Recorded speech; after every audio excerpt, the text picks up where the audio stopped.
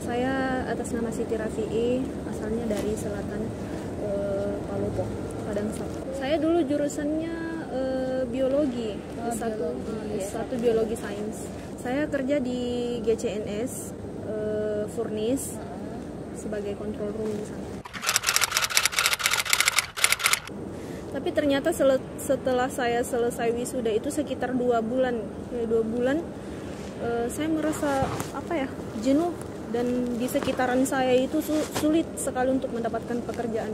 Sampai akhirnya ada teman saya yang mengajak untuk kembali ke sini.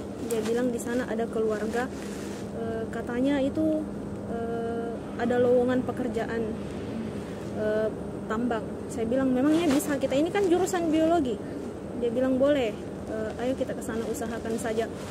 Jadi saya datang ke sini itu tidak mengenal siapapun di Bahodopi ini, dan ternyata keluarganya teman saya itu bukan di Bahodopi sini, dia di bagian Morowali Utara sana.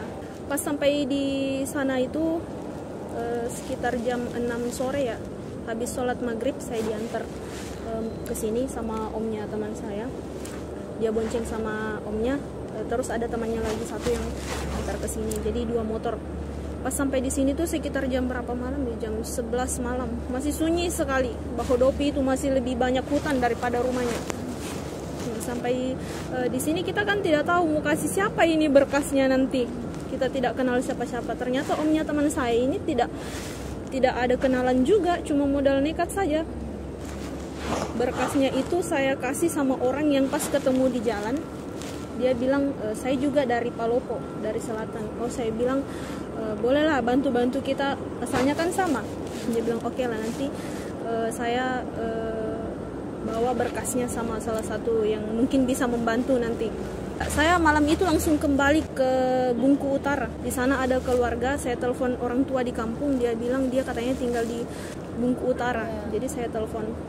Sekitar jam 5 subuh saya sampai di sana. 1 hari 1 malam di sana saya baru ada panggilan untuk tes ke sini. Waktu itu saya yakin sekali Mbak kalau saya pasti bakalan lulus. Ya. Karena kan masih hutan, saya pikir pasti di sini karyawannya masih butuh sekali kan. Pas sampai di sini ternyata saya langsung tes skill. Di sini kondisinya dulu di sini masih becek sekali, belum ada semua ini. Jalannya juga masih jelek, mesnya kayaknya baru 2 deh. Iya baru 2, B dengan C ini. Saya tes di sana di Gedung Putih itu. Habis itu besoknya langsung ada panggilan tes tulis lagi.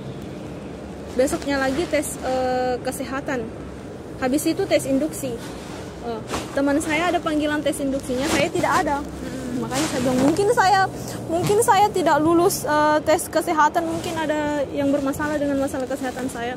Saya tanya sama yang bawa berkas saya itu, dia bilang kamu katanya tidak lulus skill. Saya bilang, kenapa saya tidak langsung digugurkan di tes skill itu kalau memang saya gugur di tes skill. Memang pada waktu itu kayaknya prosedur tesnya itu belum terlalu berurut. Ada yang tes tulis duluan, habis itu tes skill. Ada yang interview duluan, habis itu verifikasi berkas kan. Belum terlalu, tidak sama dengan sekarang, sudah teratur. Kalau sekarang itu dia verifikasi berkas dulu, habis itu interview kan. Kalau dulu tidak. Habis itu saya tes. Saya sudah tidak berharap lagi. Saya pikir saya mau pulang karena juga kita tinggal di sini kan tidak jelas mau tinggal di mana. Saya juga lalu itu cari kos untuk disewa 1 bulan, tapi ternyata tidak ada karena kosnya masih satu-satu. Terus orang kan masih susah dapat kos. Jadi ada yang 1 kamar sekitar 5-6 orang, bahkan ada yang 7 orang 1 kamar. Habis itu saya bilang saya mau pulang, tapi dia bilang teman saya ini kamu tunggu dulu, kita masih berusaha. Saya bilang oke lah. Terus teman saya itu tidak lulus juga pas induksi. Habis sudah bikin rekeningnya sudah jadi. Tapi ternyata dia tidak ada panggilan berikutnya. Lama Mbak, karena saya sekitar tes yang ketiga kali saya baru bisa masuk. Hampir setahun baru saya bisa lulus di sini kan. 3 bulan atau 4 bulan setelah tes pertama itu saya ada panggilan berikutnya lagi, panggilan tes mulai dari awal lagi, tes tulis lagi. Habis itu tidak lulus di situ. beberapa bulan kemudian baru ada panggilan lagi. Nah, panggilan yang ketiga itu yang baru. Dulu waktu saya datang kan masih ini, baru yang smelternya SMI itu, belum ada GCNS. Jadi dulu itu kita artinya training 3 bulan lah. Kalau selama 3 bulan itu ternyata bagus, kita lanjutkan lagi 1 tahun. Habis itu 1 tahun bagus. Oh berarti kontrak dulu kan ya, berarti kontrak 1 tahun dulu, baru kemudian permanen. Setengah mati sekali Mbak, karena pertama kita masukkan itu dia kan lebih duluan yang teman saya tadi itu kan. Dia lebih duluan, dia sekitar 3 bulan lebih dulu dari saya. Pas saya masuk itu semuanya orang pakai bahasa Mandarin, tidak ada pakai bahasa Indonesia. Jadi ya lambat laun kita belajar satu persatu bahasa Mandarin kan, karena memang semua pekerjaan ini menuntut kita untuk bisa tahu bahasa Mandarin, karena yang di komputer itu komunikasi dengan orang lapangan, dengan orang di control room kan kita menggunakan bahasa Mandarin. Jadi mau tidak mau yang paling pertama itu yang harus dihafal, yang pas masuk itu yang angka dulu 1 sampai ribuan, karena yang paling utama itu setiap ada laporan ke lapangan, terus yang kita kerjakan ini kan berhubungan dengan angka semua. Jadi angka itu yang paling utama harus dihafal, dan lambat laun selama hampir 3 tahun saya bekerja sudah lumayan lah bahasa Mandarinnya kalau untuk masalah pekerjaan. Kita hanya mengontrol call sign, mengontrol bahan, kemudian arus listriknya berapa, arus listrik yang terpakai berapa, kemudian kan kalau di tempat saya itu ada yang namanya skimming, ada yang namanya tapping. Skimming itu proses pengeluaran slag ya, yang tidak berguna itu dibuang.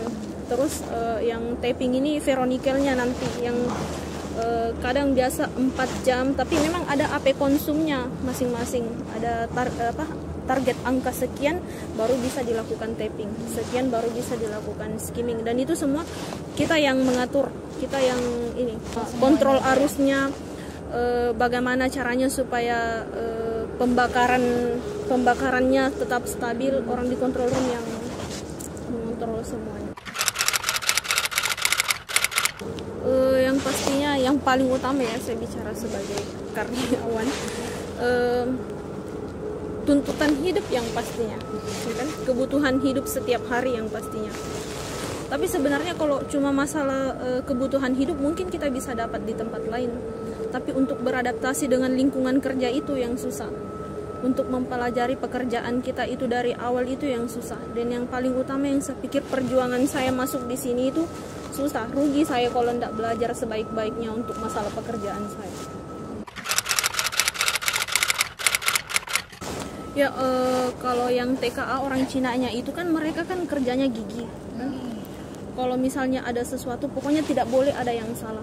Jadi kita juga sebagai orang Indonesia, sebagai karyawan Indonesia, ya mau tidak mau kita harus ikuti dia, karena salah sedikit pasti kena teguran. Fatal akibatnya untuk orang di lapangan. Salah sedikit saja nyawa orang lain yang jadi taruhannya.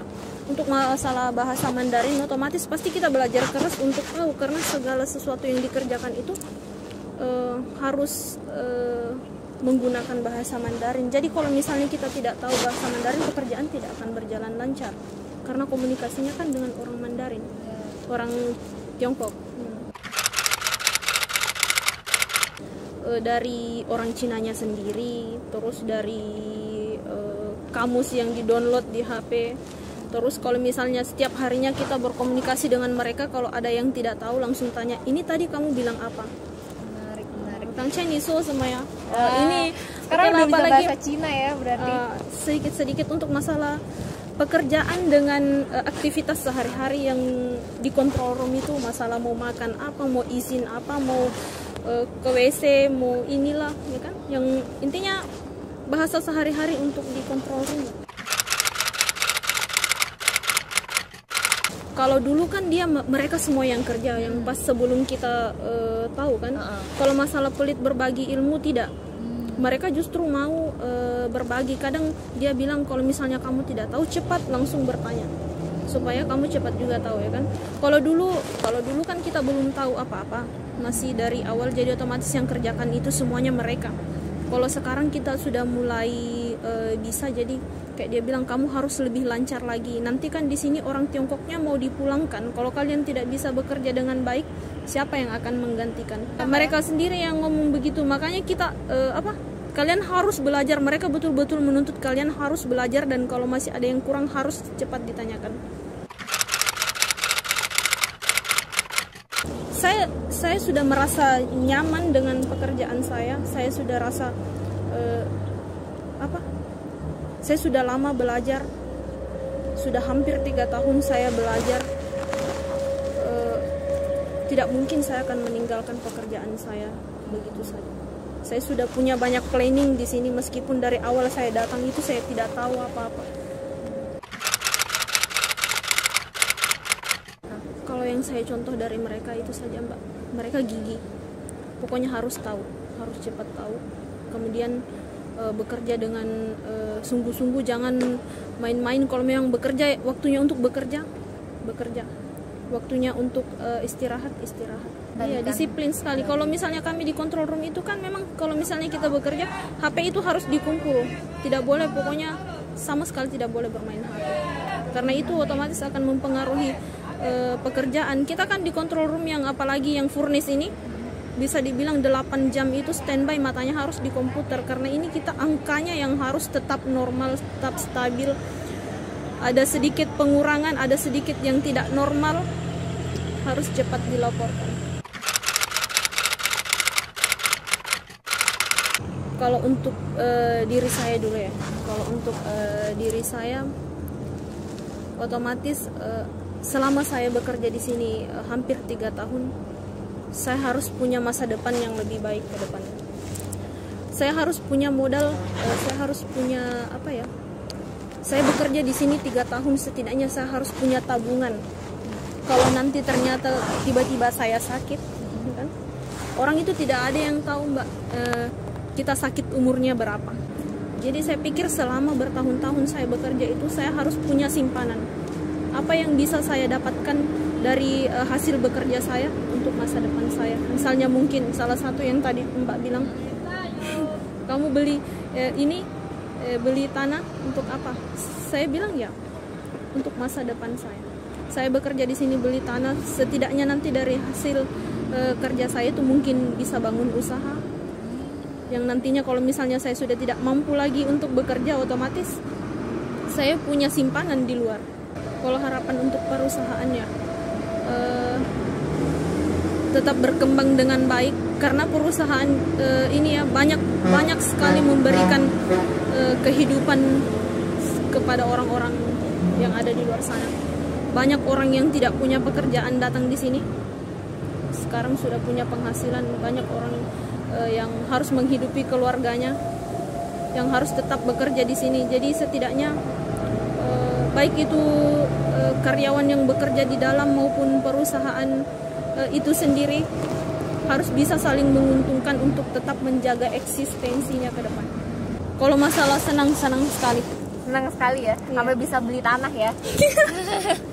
Saya doakan dan kedepannya Mbak juga masih terus bisa tabungannya lancar, kerjaan karirnya juga bagus ya. Masih panjang rencana, Mbak. Jadi kalau ya semoga perusahaan tetap membutuhkan saya supaya saya tetap masih ada di sini.